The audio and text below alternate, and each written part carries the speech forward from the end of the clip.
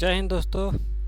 आज फिर हम लोग हिंदी बुक का जो क्लास 10th का गोधुली बुक है हिंदी का, उसका पार्ट 1 श्रम विभाजन और जाति प्रथा इसको लेकर आए हैं। और इसमें जो भी महत्वपूर्ण तथ्य है और ऑब्जेक्टिव क्वेश्चन इसमें है उस सब को हम लोग आज करेंगे, ताकि मेरा आने वाला वार्षिक परीक्षा में इस अगर पार्ट से कोई भी ऑब्जेक्टिव क्वेश्चन पूछेगा तो मुझे प्रॉब्लम ना हो और ये आप लोग का प्रॉब्लम ना हो।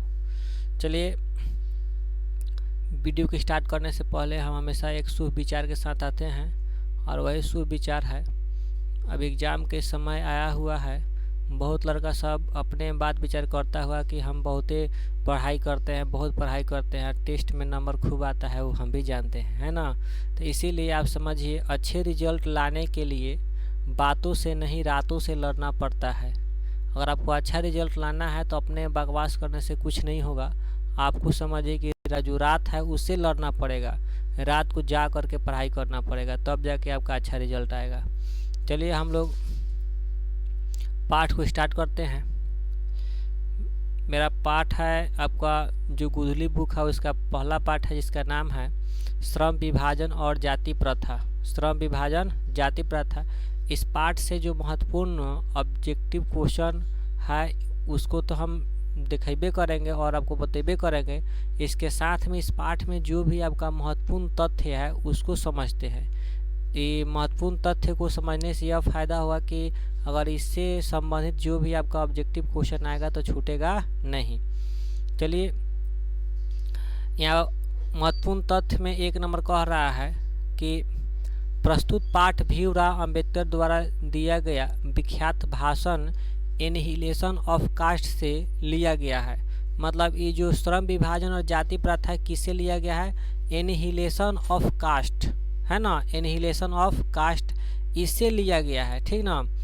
और यह भाषण जाति पाति तोरक मंडल लाहौर के वार्षिक सम्मेलन, मतलब जाति पाति जो तोरण मंडल है जो लाहौर के वार्षिक सम्मेलन था, वह समय था 1936 का, उसके अध्यक्षीय भाषण के रूप में तैयार किया गया था। मतलब कि लाहौर में 1936 में जो एक सम्मेलन था, उस सम्मेलन में भाषण देने के लिए यह तैयार किया गया था, ठीक ना। चलिए हम आगे देखते हैं। दूसरा नंबर है, भीमराव अंबेडकर ने प्रस्तुत आलेख में भारतीय समाज में, जो भारतीय समाज है उसमें श्रम विभाजन के नाम पर मध्ययुगीन अवशिष्ट संस्कारों के रूप में सुरक्षित जाति प्रथा पर मानवीय नौसंगीन न्याय एवं सामाजिक सद्भाव की दृष्टि से विचार किया है। मतलब कि जो भारतीय समाज है उसमें श्रम विभाजन के आधार पर जो मध्ययुगीन लोग थे, मतलब बीच वाले लोग या निम्न कास्ट लोग, उनके साथ किस प्रकार से व्यवहार किया जाता था, उसको न्याय मिलना चाहिए कि नहीं मिलना चाहिए, इस पर मतलब सद्भाव की दृष्टि से विचार किए हैं अंबेडकर साहब। यहाँ पर देख सकते हैं, आगे है आपका, अंबेडकर के अनुसार जाति प्रथा समाज को तोड़ती है। अंबेडकर के अनुसार जो अंबेडकर साहब कहते हैं कि जाति प्रथा जो है समाज को क्या करती है? तोड़ती है। यह ऐसा रूढ़ पूर्वाग्रह है जो समाज और लोकतंत्र को विनष्ट करता है। सामाजिक व्यवस्था और लोकतंत्र की प्राप्ति के लिए यह आवश्यक है कि जड़ता के रूप में वर्तमान जाति प्रथा को समाप्त कर दिया जाए। मतलब समाज को तोड़ती है, इसीलिए जाति प्रथा को क्या करना चाहिए? समाप्त कर देना चाहिए। आगे है आपका, अंबेडकर का मत है कि जाति प्रथा पेशे का दोषपूर्ण पूर्व निर्धारण के साथ मनुष्य को जीवन भर के लिए एक पेशे में बांध देती है। देखो, जाति प्रथा क्या है? एक दोषपूर्ण है, जो कि मनुष्य की इच्छा के विरुद्ध अगर उसके पैतृक पेशा कुछ है तो उसको जीवन भर के लिए उस पेशे के अधीन बांध देती है, ठीक ना। आर्थिक पहलू से भी जाति प्रथा अत्यंत हानिकारक है। जो जाति प्रथा है वह किसे हानिकारक है? आर्थिक पहलू से भी क्या है? हानिकारक है, बुझे ना। देखो यहाँ पर, आदर्श समाज स्वतंत्रता, समता और भ्रातृत्व पर आधारित होता है। जाति प्रथा स्वतंत्रता, समता और भ्रातृत्व को समाप्त करती है। जो जाति प्रथा क्या करती है? यह समाज में जो लोग स्वतंत्रता की वाहक है। समता यानी एक समान भेदभाव होनी चाहिए। भ्रातृत्व मतलब एक दूसरे से भाई का रिलेशन होनी चाहिए, पारिवारिक रिलेशन होना चाहिए। पर आघृत होता है जाति प्रथा यानी स्वतंत्रता और समता और भ्रातृत्व को समाप्त करती है। मतलब लेखक साहब कह रहे हैं कि अगर समाज जो होना चाहिए वह स्वतंत्रता होनी चाहिए, समाज में होना चाहिए स्वतंत्रता, समता और भ्रातृत्व की भावना होनी चाहिए। लेकिन जाति प्रथा क्या करता है, ये तीनों चीज़ को समाप्त कर देती है। अतः समाज में व्यवस्था, शांति और प्रगति के लिए यह आवश्यक हो जाता है कि जाति प्रथा की जड़ता को तोड़ा जाए और जाति विहीन समाज का परिकल्पना को सार्थक बनाया जाए। मतलब ये कह रहे हैं कि ऐसा समाज होना चाहिए जिसमें जाति ना हो, ये जाति पाति को तोड़ा जाए, ठीक ना। चलिए आगे हम लोग देखते हैं। ऑब्जेक्टिव क्वेश्चन है मेरा, इस पर हम लोग फोकस करते हैं। मेरा 1 नंबर क्वेश्चन है, श्रम विभाजन और जाति प्रथा के लेखक कौन है? वाह, बहुत अच्छा क्वेश्चन। श्रम विभाजन और जाति प्रथा के लेखक कौन है? तो ऑप्शन ए है doctor Ram Manohar Lohia, option B Baba Saheb Bhimrao Ambedkar, option C Mahatma Gandhi, option D doctor Sampurnanand. तो इसमें क्या कहना है, ये तो आप लोग ये इसी को मारिएगा, बाबा साहब भीमराव अंबेडकर को, है ना। यानी इस पाठ के लेखक वही हैं। चलिए हम आगे चलते हैं। मेरा 2 नंबर क्वेश्चन है, लेखक की दृष्टि में विडंबना की बात क्या है? मतलब आश्चर्य की बात क्या है? तो ऑप्शन ए है जातिवाद के पोषकों की कमी नहीं है, ऑप्शन बी है जातिवाद के पोषक नगण्य है, ऑप्शन सी है आर्थिक दृष्टि से जातिवाद उचित है, ऑप्शन डी है जातिवाद लोकतंत्र के विरुद्ध नहीं है। देखो तो यानी विडंबना की बात क्या है लेखक के मतानुसार, तो बोलिए क्या होगा? तो इसका सही आंसर हो जाएगा कि जो जातिवाद के पोषकों की कमी नहीं है। आज के भी टाइम में जो समाज में जाति को बरकरार रखने वाले जो लोग हैं उन लोगों को भी कमी नहीं है। चलिए हम आगे देखते हैं। मेरा तीसरा नंबर क्वेश्चन है लेखक की दृष्टि में आदर्श समाज कैसा होना चाहिए? तो हम लोग महत्वपूर्ण तथ्य में भी देखें कि आदर्श समाज में क्या होना चाहिए, स्वतंत्रता, समता, भ्रातृत्व का भाव, यही आपका होगा, है ना। ऑप्शन बी में दिया है कि जिसमें सभी धनी हो, ऑप्शन सी में जिसमें सभी पढ़े लिखे हो, और डी में है जिसमें सभी स्वस्थ हो। तो नहीं, आपका यह होना चाहिए, ए होगा। इसका सही आंसर क्या होगा? ए। अगला क्वेश्चन है 4 नंबर, लेखक बेरोजगारी का प्रमुख और प्रत्यक्ष कारण किसे मानते हैं? जो आपका लेखक हैं वो बेरोजगारी का प्रमुख और प्रत्यक्ष कारण किसे मानते हैं? तो बताइए क्या होगा? तो इसका ऑप्शन ए है अशिक्षा, ऑप्शन बी जनसंख्या, ऑप्शन सी जाति प्रथा को, ऑप्शन डी उद्योग धंधों की कमी को। तो बोलिए इसका सही आंसर क्या होगा? तो इसका सही आंसर आपका हो जाएगा, बोलिए क्या? लेखक बेरोजगारी का प्रमुख और प्रत्यक्ष कारण मानते हैं जाति प्रथा को। किसको? जाति प्रथा को। क्योंकि पहले था ऐसा कि किसी व्यक्ति का जो माता पिता है जिस काम को कर रहे हैं, है ना, अगर वह काम अच्छा से नहीं चल पा रहा है तो उसका जो वंशज है उसी काम को पकड़े हुए रह जाएंगे, दूसरे काम चुनने की, करने की उसकी आज़ादी नहीं था, है ना। इस तरह था पहले की व्यवस्था। लेकिन आज तो लगभग सब कुछ नॉर्मल होते जा रहा है और होना भी चाहिए, ठीक ना। लेकिन आज भी जातिवाद के पोषक जो लोग हैं कमी नहीं है। आज के टाइम में तो जातियाता अब कौन लोग करते हैं आप लोग समझ ही सकते हैं। अगला क्वेश्चन है 5 नंबर, डॉक्टर अंबेडकर की दृष्टि में भाईचारे का वास्तविक रूप कैसा होता है? जो डॉक्टर अंबेडकर जी की दृष्टि में भाईचारे का वास्तविक रूप कैसा होता है? तो ऑप्शन ए है दूध और शक्कर के मिश्रण की तरह, ऑप्शन बी दूध और पानी के मिश्रण की तरह, ऑप्शन सी यानी तिल और गुड़ के मिश्रण की तरह, ऑप्शन डी पानी और नमक के मिश्रण की तरह। तो इसका सही हो जाएगा आंसर क्या चीज? दूध और पानी के मिश्रण की तरह होना चाहिए भाईचारे का मतलब। अगला क्वेश्चन है डॉक्टर भीमराव अंबेडकर का जन्म कब हुआ? यानी 6 नंबर क्वेश्चन है कि डॉक्टर भीमराव अंबेडकर का जन्म कब हुआ? तो बोलिए इसका सही आंसर क्या होगा? तो सबसे पहले हम लोग ऑप्शन देख लेते हैं। तो तो ऑप्शन में दिया है 14 अप्रैल 1888 को, ऑप्शन बी में दिया है 14 अप्रैल 1889 को, ऑप्शन सी में दिया है 14 अप्रैल 1890 को, ऑप्शन डी में दिया है 14 अप्रैल 1891 को। तो इसका सही हो जाएगा 14 अप्रैल 1891 को। ये तो याद रखना 14 अप्रैल बस 88, 89, 90, 91 तो 91 होगा। ठीक है, हम आगे चलते हैं अपना अगला क्वेश्चन पर। मेरा 7 नंबर क्वेश्चन है, देख सकते हैं। डॉक्टर भीमराव अंबेडकर का जन्म कहाँ हुआ? देखिए इनका जन्म कहाँ हुआ है।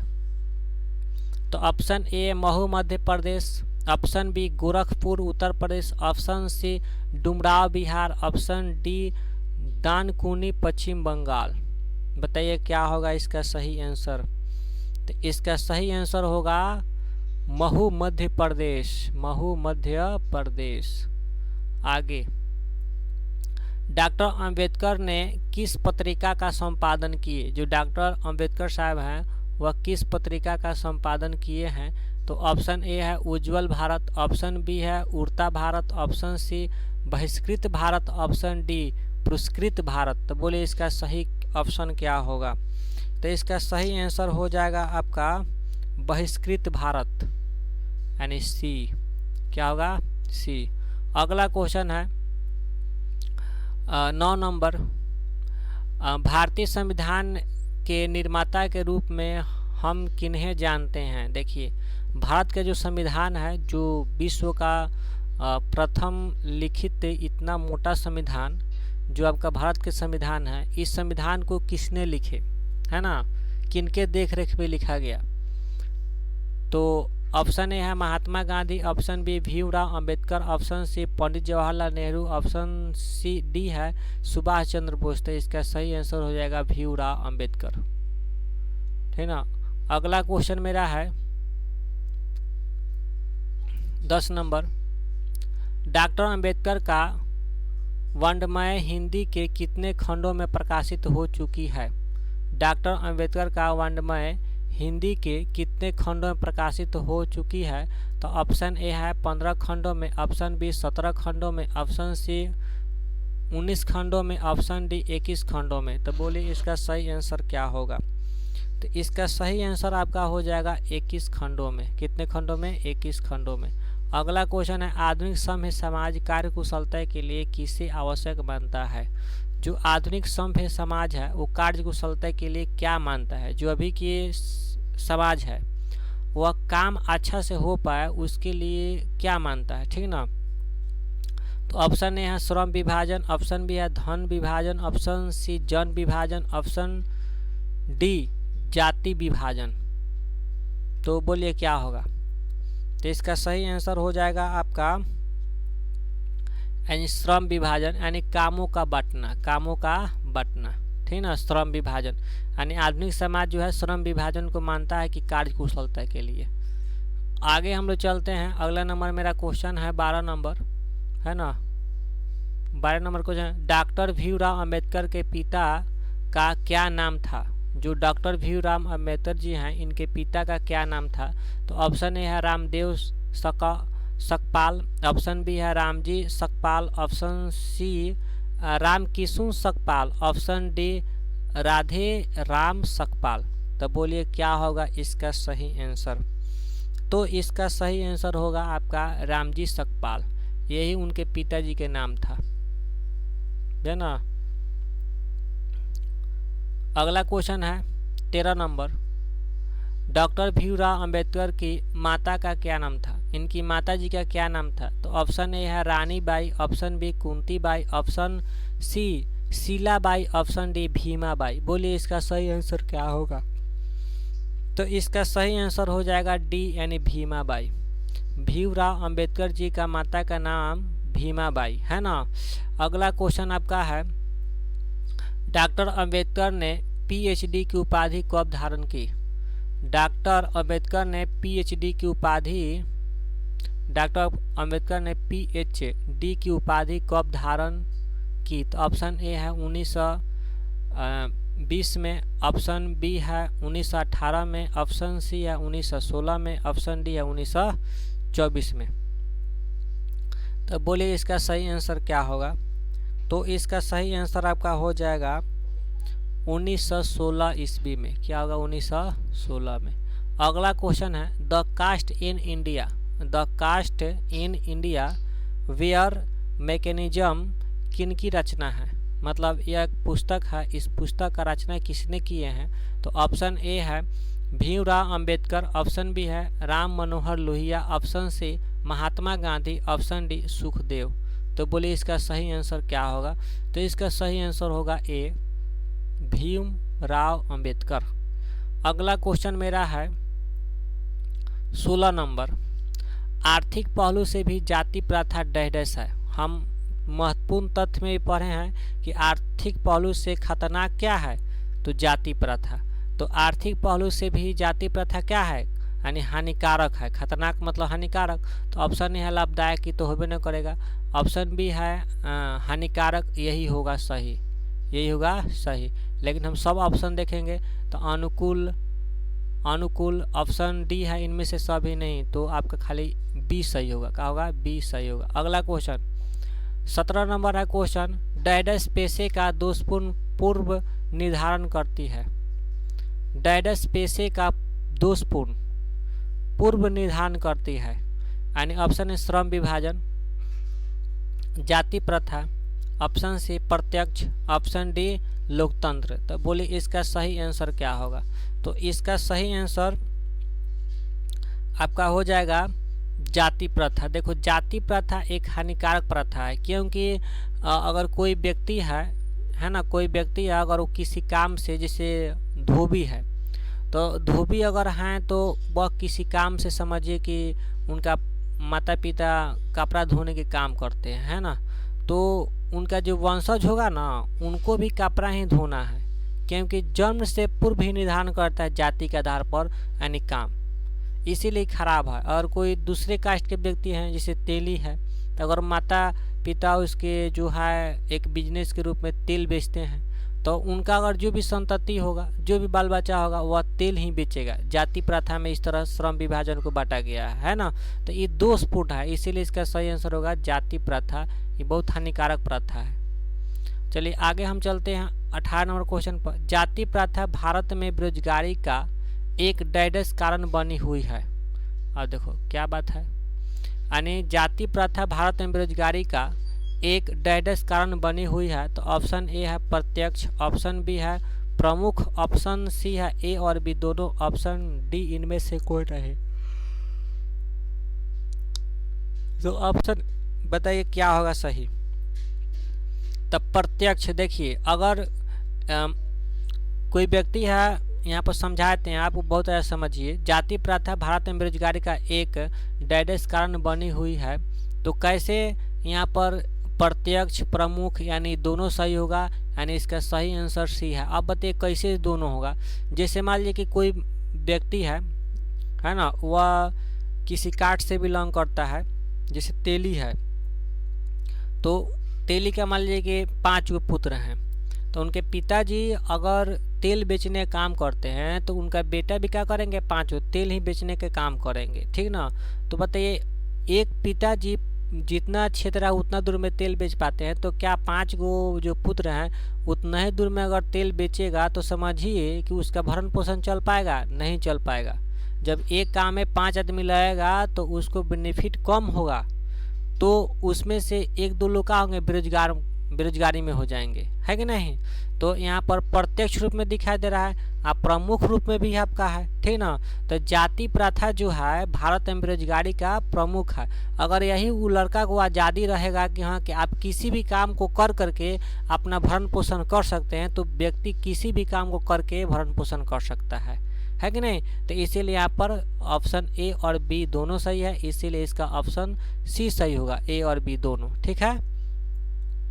अगला क्वेश्चन है मुख्य नायक क्या है? मुख्य नायक क्या है? तो ऑप्शन ए है अखबार, ऑप्शन बी है पत्रिका, ऑप्शन सी है पुस्तक, ऑप्शन डी है कहानी संग्रह। तो इसका सही आंसर क्या होगा बताइए। तो इसका सही आंसर है पत्रिका। यह एक पत्रिका है, मुख्य न्याय क्या है, एक पत्रिका। अगला क्वेश्चन है 20 नंबर, डॉक्टर भीमराव अंबेडकर की मृत्यु कब और कहाँ हुई। मतलब डॉक्टर भीमराव अंबेडकर का मृत्यु कब और कहाँ हुई।